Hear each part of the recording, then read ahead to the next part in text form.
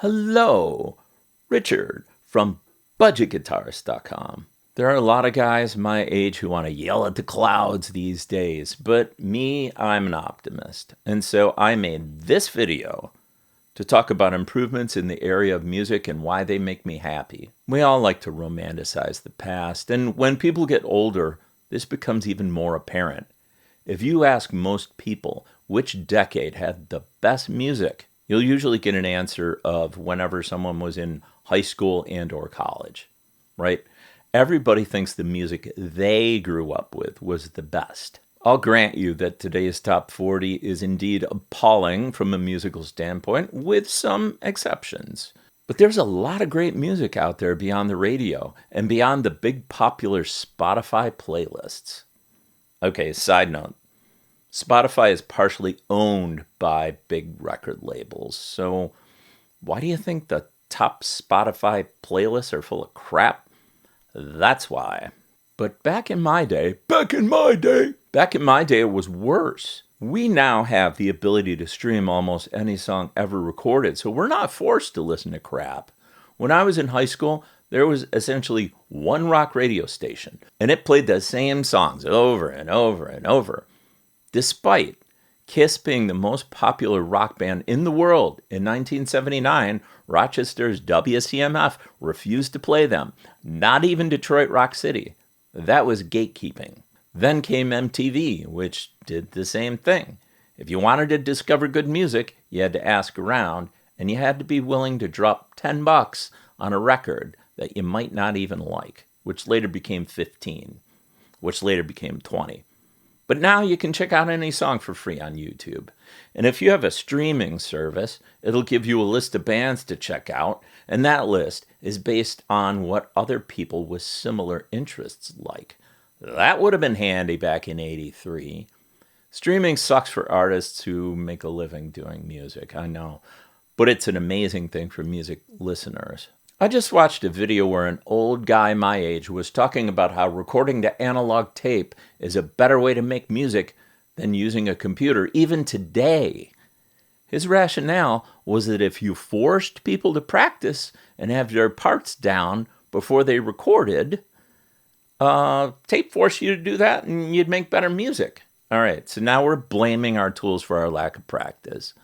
As if you pick up the guitar to practice your part and the computer walks over and turns off your amp. No, man. If you need 20 takes to get your part right, you're not saving time. You are better off practicing some more. Yes, the computer makes it easier to fix things. It solves basically all the problems we have with tape. Lack of high-end, hiss, tape wearing out after too many takes, maintenance, expensive equipment, expensive repairs, cost of tape, inability to record for as long as you want, waiting for the tape to rewind, doing primitive edits with a frickin' razor blade, wow and flutter, etc., etc. Yeah, you can have that.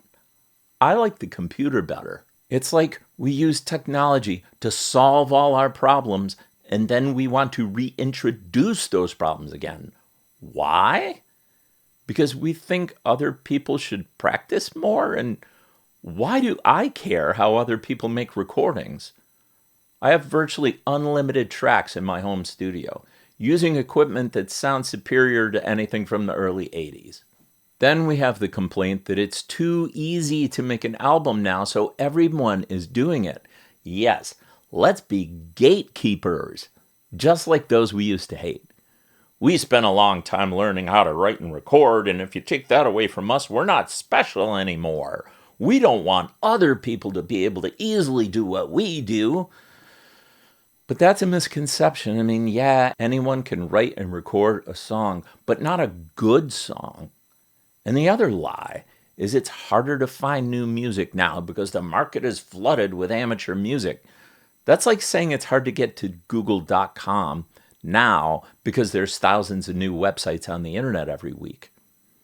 What's the difference between 50 million songs and 80 million songs?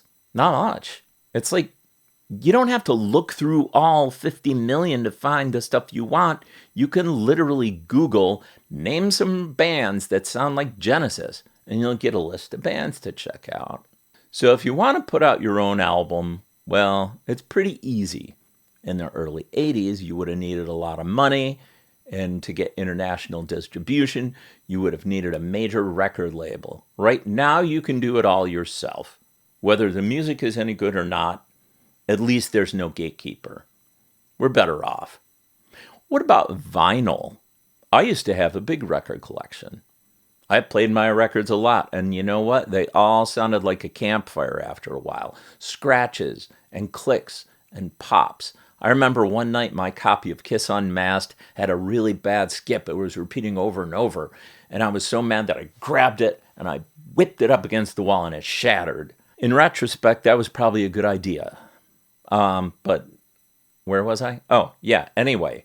I hated all those artifacts. Once CDs came out, I ditched the vinyl. Now we're being told that vinyl is so much better than anything else. Just like analog recording, we've forgotten all the bad stuff. Yes, vinyl can sound great. And yes, it will eventually have clicks and pops. And the low end is pretty bad. The dynamic range isn't great. You can't exactly take it with you on a walk or in the car for your hour commute. And you're limited to whatever old scratchy albums you have. Come on, man. I have no problem with people who listen to vinyl and ignore the campfire sounds that you eventually get. But don't tell me it's an improvement over not having clicks and pops.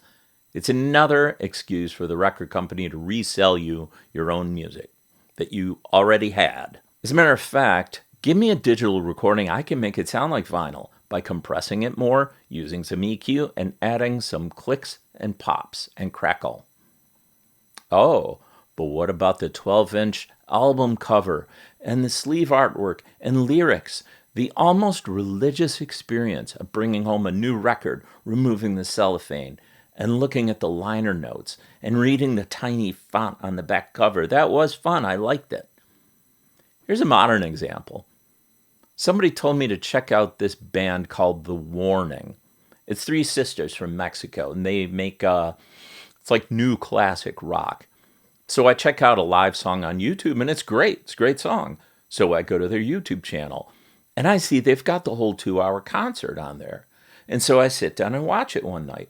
Holy crap, these girls are amazing. The music's great. They're putting on a great show. Now I'm hooked. Right now I'm a fan. So the channel's got tons of like behind the scenes videos, interviews, practice videos going all the way back to when the band first started. All on YouTube. All free. So no, I don't miss the liner notes. I hear you. You're saying that people are buying vinyl to support their favorite band. For a big act, great. But for a band with a small fan base, vinyl is far, far more expensive for them to make than CDs. If you really want to support your favorite small-time band, buy a CD from them. Or buy digital files, right? Bandcamp. They'll make more money. Let's talk about guitars. In the late 70s, a budget guitar was $100 and it was crap. Modern low-end guitars are way better for the money. I mean, today is better. Though I'm not a fan of how expensive things have gotten. It's still better, though. All right, let's talk about amplifiers. Tube amps from the past were great, and they're still great today. But I remember when there was only like 4 different distortion pedals. Today there are tons. Today is better. And we didn't have digital modeling, and now we do. My HX Stomp can do a pretty good version of like 20 different amps. This is a great time to be a guitar player. Want to talk about synthesizers? Back in the 70s, you'd spend a fortune on a synth that could play one note at a time. Today, you can get great synth sounds from free software on a cheap laptop. You can also get a pretty accurate collection of 20 vintage synths for around $500. It's a great time to be a keyboard player. Want some digital reverb in the 80s? You could get a cheap unit for $100 to $300. Now it's all in the box. Every DAW ships with its own great reverb, and you can have as many versions of it as you want instead of owning just one. It's just a great time to record your own music. There are some things I miss. There's certainly more gigs back in the 80s. The 80s was probably my favorite decade for music. or maybe my second favorite. I mean, today's artists seem to need 10 professional songwriters to crank out a hit song, and I don't honestly think you can compare Post Malone to Bruce Springsteen. I do think the top 40 is pretty bad, with some exceptions, but I already said that earlier. Today's technology advances will be tomorrow's old news, right? And 30 years from now, people will be looking back at our current state-of-the-art computers and kind of laughing at them. Everything moves forward. But think about this. Even if you think the music of the past was superior, it's never been easier to hear that music. When I was a teenager, nobody listened to the music their parents liked when they were young. Now, kids listen to whatever they want. And a lot of times that ends up being things like the Beatles or Led Zeppelin. I think that's great. They have easy access to it. Oh, finally, I mentioned The Warning a minute ago. There's tons and tons of great bands out there who aren't in the top 40. But most people my age aren't actually interested in hearing new music and giving it a chance. You know who is my age and is willing to listen to new music and give it a chance? You guys. Musicians. Guitar players like you. Musicians are, in general, more open to hearing cool new bands. Go check out The Warning. I'll put the link to their concert in the section below. They play with such emotion and joy. They're really into it. They're having a blast. Don't expect blazing guitar solos. Do expect great new classic rock songs. As always, thank you for watching, and I will see you again some future Friday at 5.